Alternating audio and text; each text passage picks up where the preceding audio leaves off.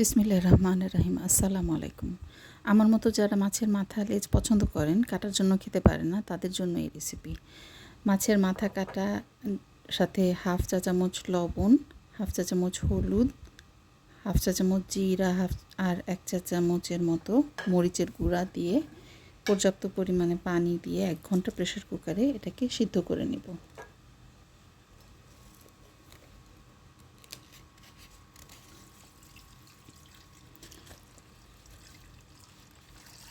ফ্রিজে পড়ে থাকা মাথা ইউজ না করে ফ্রেশ মাথাটা ব্যবহার করলে এই রান্নাটা আরও বেশি মজা লাগে। 3টা করলা, 2টা টমেটো, 2-2.5টার মতো আলু নিয়ে নিছি। করলা অনেক ইম্পর্ট্যান্ট একটা খাবার। এটা ফুল অফ অ্যান্টিঅক্সিডেন্ট এবং এই সবজিটা একটু মজা করে রান্না করলে, ঠিকভাবে রান্না করলে খুব মজা লাগে খেতে। করলাগুলো একটু মোটা মোটা করে কেটে নিব। এটা তেল ছাড়া মাখো ঝোলে রান্না হবে, তো একটু মোটা থাকলেই এটা রান্না করাটা সুবিধা হবে।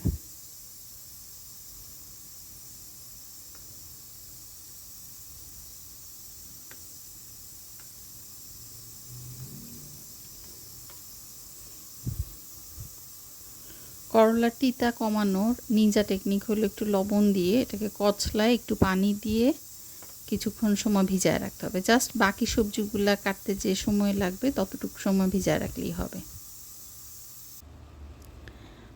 খালি প্যানে 1 চা চামচ আস্ত জিরা, 4-5টা কারি পাতা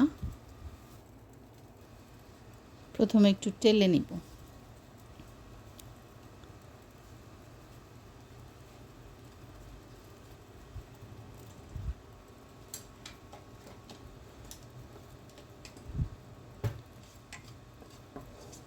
এগুলা টালা হয়ে গেলে কিছু পেঁয়াজ, রসুন, মরিচ এগুলো দিয়ে দিব। যে যেমন ঝাল খান ওইরকম মরিচ দিতে পারেন, বাট একটু মরিচ বেশি দিলে ঝাল ঝাল ভালোই লাগে করলাটা।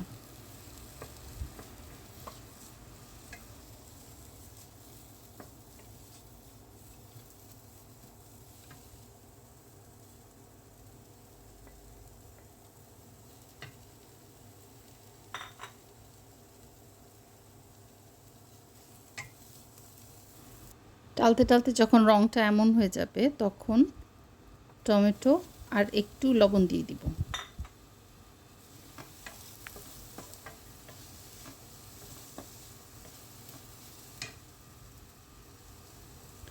তেল না ব্যবহার করার কারণে এই টালাটা একটু ধৈর্য নিয়ে টালতে হবে। একটু নেড়ে চেড়ে টালা শেষ করতে হবে। এতে কষানোর কাজটা হয়ে যাবে, কাঁচা গন্ধ চলে যাবে মশলার, আর খাবারের স্বাদও বাড়বে।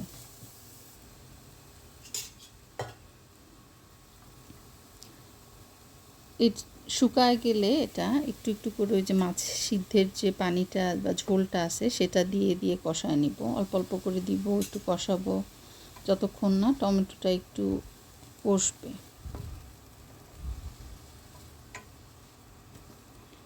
তারপর এক পর্যায়ে পুরা ঝোলটাই এটার মধ্যে দিয়ে দিতে হবে।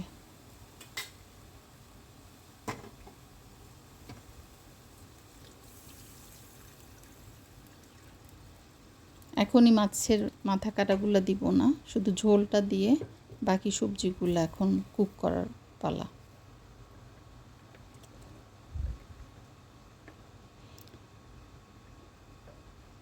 তারপর তো একে একে আলু, করলা দিয়ে ঢেকে দিব কিছুক্ষণের জন্য, এবং শেষে একদম সবার শেষের দিকে মাছের মাথাটা দিয়ে দিব। তেল যে দেই নাই এইটা খাওয়ার সময় মনেই থাকবে না, শুধু এই তরকারি দিয়ে খেয়েই যেতে মন চাইবে। এত সুন্দর ঘ্রাণ আর স্বাদ হয় এই তরকারির, বলার বাইরে।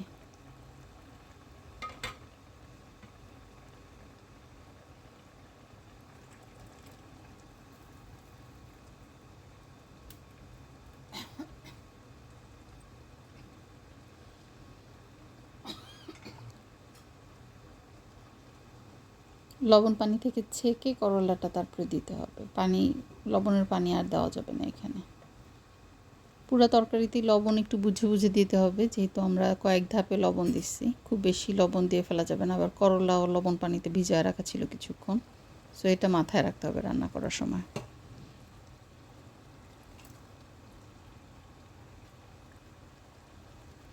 মাথাটা যেহেতু ফুললি কুক ছিল, এটা দেওয়ার পরে খুব বেশিক্ষণ আর কিছু করার নাই, এটা একটু মাখায় ঝুঁকায় নিলেই তরকারির সাথে, আর সব সবজি যদি সিদ্ধ হয়ে যায় তো আপনার রান্না কমপ্লিট। আলহামদুলিল্লাহ।